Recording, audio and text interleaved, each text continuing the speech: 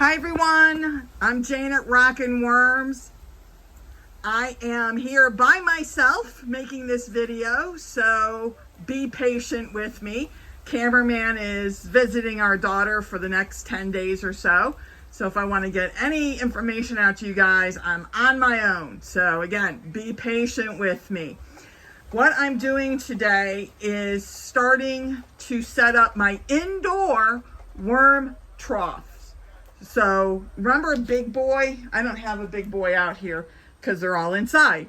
I'm resetting up the big boy totes. They're 50 gallons, Walmart Sterilite brand kind of thing, inside in my dining room, or I should say my former dining room, so I can have the worms inside as the weather heats up. Tomorrow is supposed to be 89. I'm going to start working on this while I talk to you.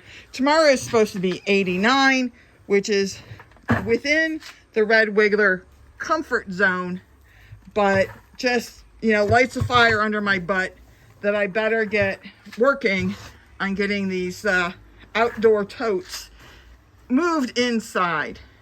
So outdoor totes, let me just show you briefly. I have this 45 gallon one here.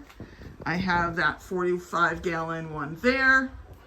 And I actually did have, I believe, the big boy over here, but maybe it was another 45 gallon. I can't remember. I have too many worm bins going. Anyways, it was here. The contents of this worm tote came over and was combined into this worm tote partially, as I sifted out castings from it and also fed some of those worms out into my chickens, which are over there. Okay, so I was able to downsize the two worm totes, or downsize two worm totes from 3, and that makes it a little bit more manageable for me. Okay, so what am I doing? I am taking some of this pre-compost. This is all pre-compost. See all that biota? That's amazing stuff. Your worms are gonna love it. Look at that, some of that green in there. Oh, which reminds me, if you haven't seen this video yet, I will link it in my description. It's by my new friend Mo over at IgroSoil YouTube channel. He's just starting off. So bounce over there, and he did a video on my pre-compost.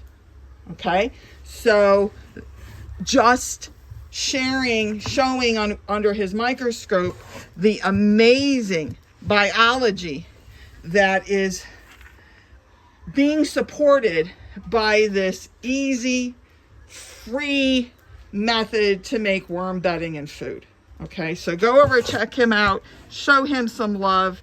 Let's get his channel up and running, because he's been a real resource for information regarding the biology of castings and pre-compost and how it interacts with our plants and our soil. And I've learned so much, and he is so enthusiastic. It's just a real kick to talk to him. All right, so again, I'll link that specific video in the description. Now I do want to show you 2 things in here. One, see, this is kind of clumpy here. This is good, okay, but I just want to point out that it's naturally clumping from the weight of the, you know, material that was on top of it, okay, and of course bound by some of the moisture. The reason I'm pointing out these clumps is because in a subsequent video, I'm going to break this up into a couple parts, because again, I'm filming this by myself and I don't have the same editing skills that cameraman does. So I'm just going to break it up into parts to share with you step by step how I'm setting up the indoor worm totes. Okay. I thought, you know, maybe sharing the step by step would be helpful for some of you guys. Even though I am doing it on a larger scale, the same process applies to a regular worm bin. So we could, again, learn and experience together. The last thing I'm going to say about this one before I end this segment, this part, is I did have ants in here.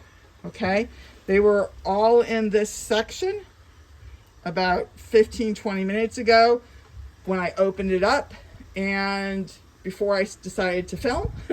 But what I did to get rid of them is simply come in and mix up the material vigorously. Okay, I used a shovel in my case because I never know what kind of ants they're going to be. Biting fire ants, no fun whatsoever. So if you have fire ants or biting ants in your area, you know, use a stick, use a shovel. Don't put your hands in there because it really hurts. Okay, and it takes a while for those bites to heal and go away. But anyways, the point being, if you have ants in your pre-compost, it's because the pre-compost is fantastic food and bedding and a nursery for these insects as well.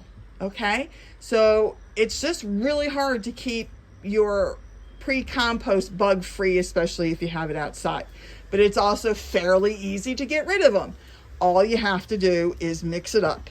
So remember, if you're dealing with ants, take it outside first if you have to, because you don't want those ants in your house. Okay, mix it up really well, give them 10-15 minutes, and they'll crawl out taking their babies and whatever food they can grab on their way out. All right, so now that I have a full bucket, I'm going to take this inside and I'll pick you up on part 2 inside. All right, see you there. Bye.